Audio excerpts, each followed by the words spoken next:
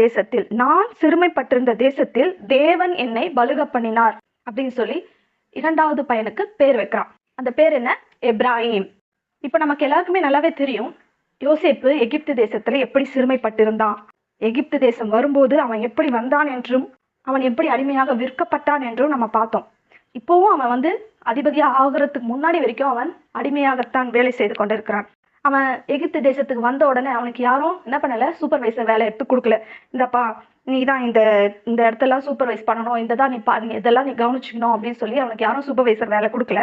நிச்சயமா அவன் யாரோ ஒரு 10 பேருக்கு கீழே தான், ஒரு ஆளுக்கு கீழே ஒரு 10ஓட 11 தான் அவன் வேலை பார்த்திருப்பான்.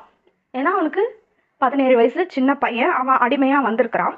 அப்பதான் வந்திருக்கிறான். அவனுக்கு ஒரு வேலை கொடுக்கப்பட்டிருக்கும். அந்த கொடுக்கப்பட்ட இந்த வேலையை கூட நான் ஒரு அடிமையா இருக்கிறேன், நான் எங்கிருந்தோ வெளிநாட்டுல இருந்து இங்க அடிமையா விற்கப்பட்டு விட்டேன் அப்படின்னு சொல்லி அதை பத்தியெல்லாம் யோசிக்காம அவனுக்கு கொடுக்கப்பட்ட வேலையை அவன் ரொம்ப